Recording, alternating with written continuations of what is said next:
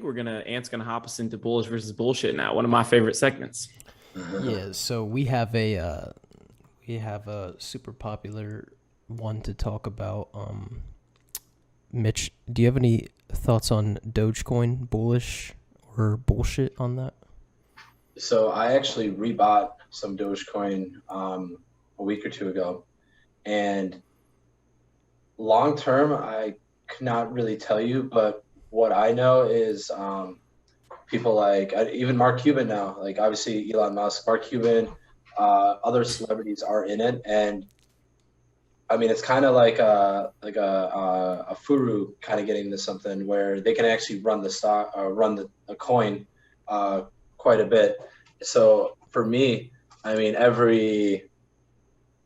in crypto is different than stocks, obviously, but every 15-20%, something like that, I'll scale a little bit out.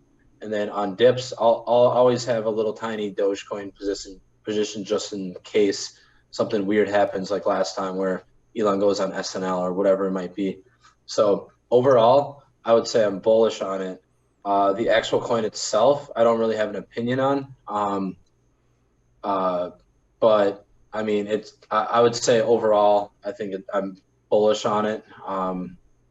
Just because, I mean, it's Dogecoin and there's so many people in it. It is heavy, kind of like some of these stocks, but I think coins are a little bit different where they can be quote unquote pumped a little bit easier.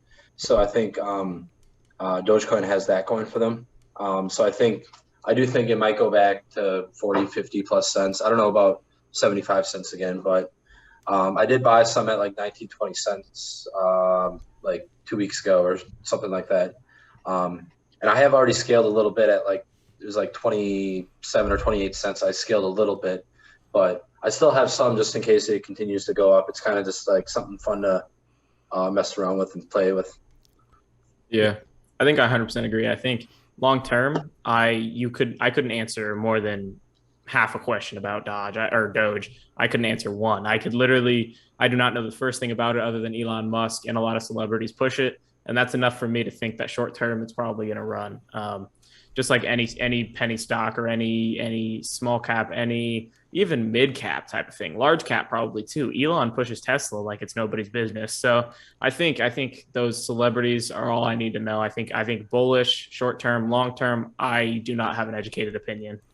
Yeah, exactly. And like I was saying, what I've noticed with these coins is even if there's heavy volume and a lot of big names pumping this, it still goes up compared to these penny stocks where sometimes, say, a fund might come in and short us or something like that or whatever it might be. These coins, they just like buy it with them and like with Mark Cuban or whoever it might be. And it just keeps going. It keeps going. It keeps going for days on end. And I mean, the crypto market's so different than stocks, and it's really like a stock market in like 1930 or something like that, like right after like the crisis. Like it was just like completely different. There's not really that many regulations. You can short, but no one really shorts, especially a meme coin like Dogecoin, because it just, you never know. You could wake up and it could be $1, and Yeah. it's ridiculous. I've seen 10,000% return. It's like OTC basically. Yeah, you could wake up and Kim Jong-un could put his entire fortune into Dogecoin and it could be at fucking $100 each and we're all millionaires, you know? Yeah. Like something absolutely nuts could happen. Who knows? Right, and that's the thing. Everyone in the world can buy Dogecoin, Bitcoin, Ethereum, all these coins too. So it's different than the stock market where only people with American ability to buy stocks can buy stocks, you know. It's literally everyone, and you don't know who it is. It could be, like you said, Kim Jong-un or whoever.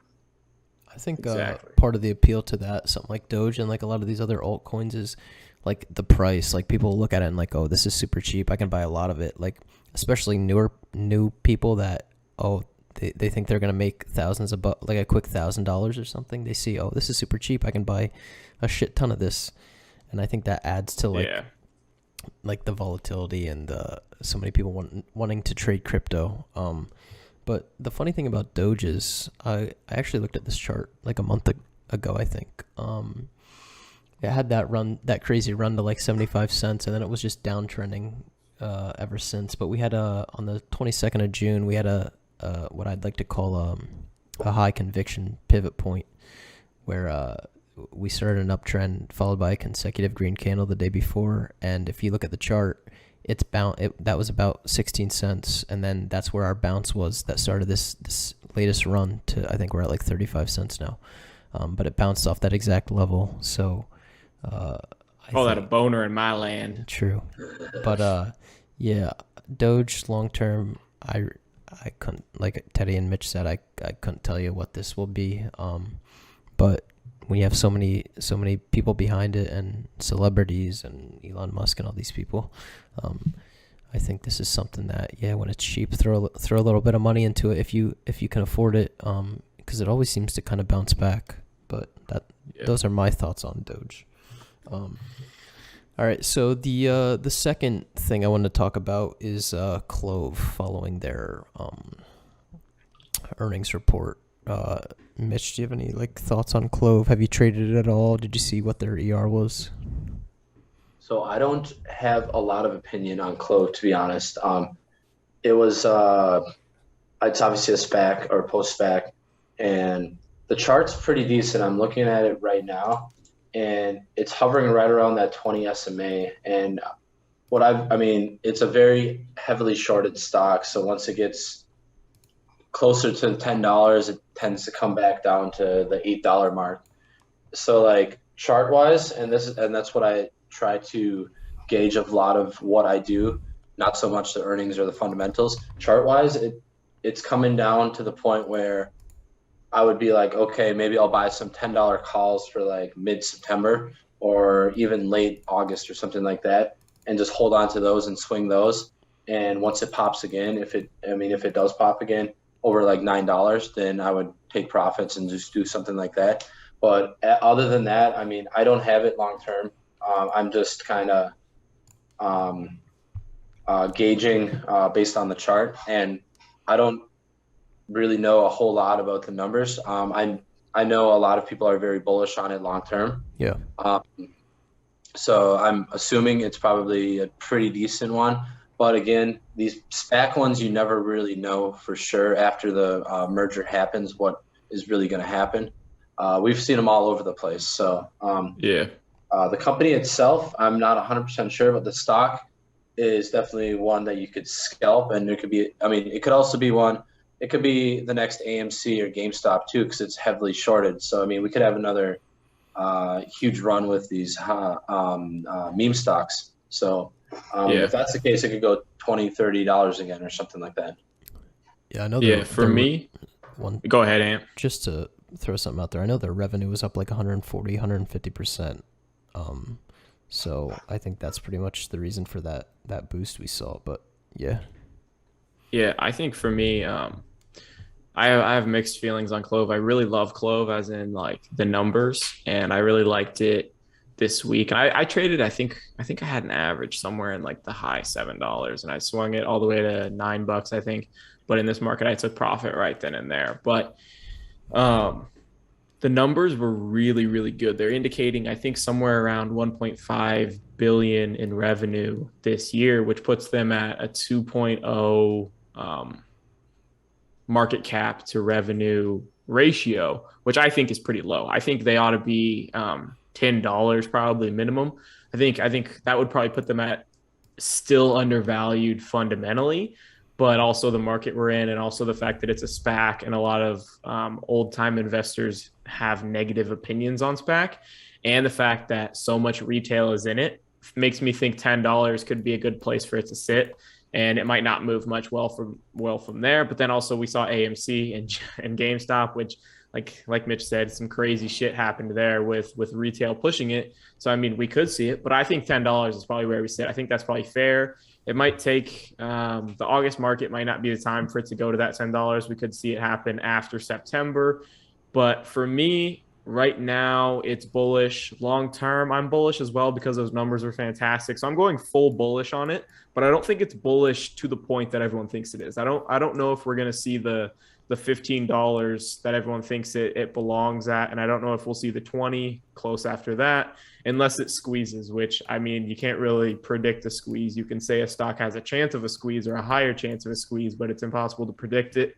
So I'm going to say bullish on both, but it's not overly bullish. I'm going to kind of play both sides here. Looking at the chart, I think an important level to look at is the $7.60-ish range. I think if $8 doesn't hold, that's what I personally am looking at, where I would start to scale in. Like I said, though, if $8 doesn't hold, which is a psych level, I would look at around $7.50, $7.60. So chart-wise, like, I'm bullish if we get to that level. The reason I wouldn't be so bullish is because, one, this is super overcrowded. This is a big Twitter stock. So you got to think there's a lot of people that are in this and that are in this at a higher average than we're currently sitting at. But Teddy actually put me on this a few weeks ago. This is a big Wall Street bet stock. So, and it's heavily shorted. So that's another reason I would be bullish on it. But you just got to take these factors into consideration. Chart looks good, but at the same time, it's very overcrowded. But Wall Street bets, it's highly shorted. So I think this is one I personally will look for under $8, and that's probably where I'd start to scale in again. And the other ones I want to talk about quick were, do you guys have any thoughts on like Pfizer, Moderna, Johnson & Johnson with these booster shots coming out? I know COVID's heating up again. We talked about Moderna last week, and we saw a big drop on that. But do you guys have any thoughts on these big names? So Pfizer, I try not to do a whole lot with, because that's one that historically, other than, I would say probably, let me look at the chart right now. Other than the last couple of weeks, it really doesn't do a whole lot. And obviously I say that now, but it's even the huge run up it's had, it's only been a $20 run up, which, I mean, I guess that is, it's heavy as hell, a decent percentage, but it's one that I think it stays in a range, and it kind of just, when it goes, it doesn't really go a whole lot. When it goes down, it doesn't go down a whole lot. And Johnson & Johnson, I think it's similar. This is one I hold long term from probably 5-6 years ago or something like that. And I haven't really even paid a whole lot of attention to this one. But I would say out of this one versus Pfizer, I'd probably rather play Johnson & Johnson, just judging by the chart. It looks like it's just kind of starting out, breaking out of the 52-week high. And I think there's a lot of room for it to possibly get towards, I mean, it's over 175. It could possibly get over 200, which it's another slow mover. I mean, it could get to 200.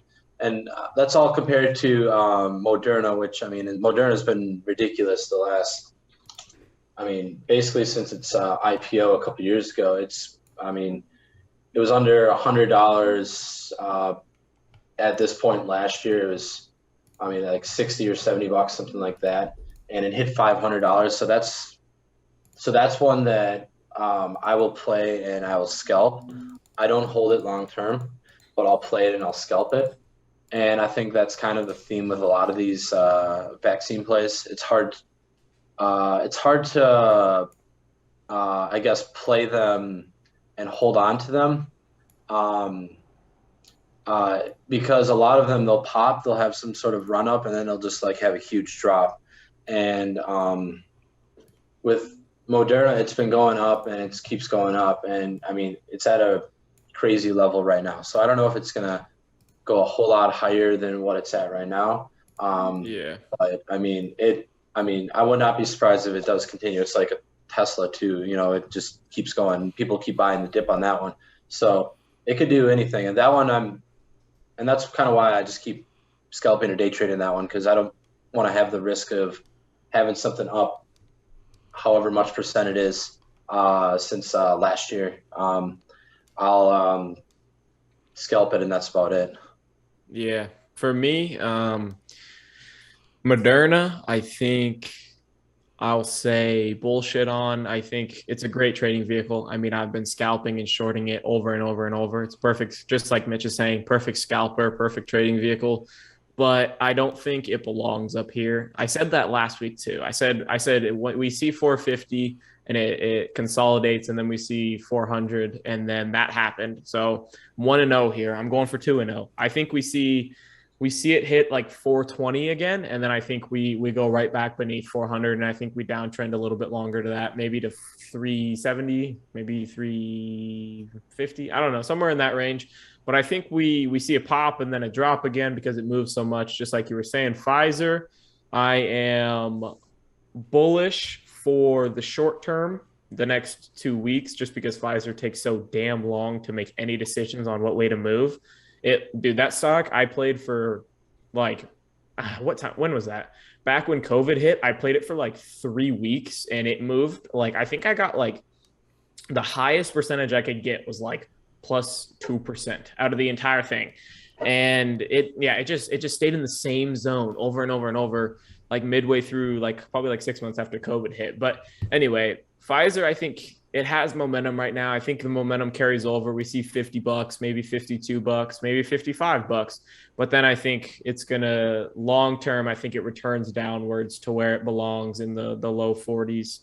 And then Johnson and Johnson, I think, has the most potential here. I'm bullish on it short term and long term. Long term, I just like the company as a whole. I think it's a pretty good company. And short term, just like Mitch was saying, it's actually on my watch list. I think I'll probably take a swing in it here soon. It's just breaking out, and it has the room that Moderna and Pfizer they have ran. I think it has the room to do a similar type of run because Pfizer's float is higher than Johnson and Johnson. So I think Johnson and Johnson can move and can get on its horse. We just need it to get chosen by a country, because I think that's what happened with Pfizer and Moderna. They got chosen by a company to buy a certain amount of doses of the vaccine or blah, blah, blah, the booster. Everyone's going to get it once a year, that kind of thing. Whatever's happening with Moderna and Pfizer, I think Johnson and Johnson needs to just come out with some type of news or something, which I think they will, because I mean, theirs is the dose that's only one dose instead of two, which is pretty desirable for a lot of people. So I think that Johnson and Johnson probably has the best chance to break out here within the next few weeks to a month. Yeah, I don't want to add a whole lot to what you guys mentioned. I think short term for me personally, with these boosters, I'm bullish like short term with all these headed into the fall, but long term, these need a healthy pullback. I think besides Johnson and Johnson, Moderna specifically, the range I'd be looking at is like 375. If that doesn't hold, I'd be looking at like 340. I think we saw this after that big drop that we talked about. It bounced right off our demand zone around like $376. But yeah, short term, I'm bullish. Long term,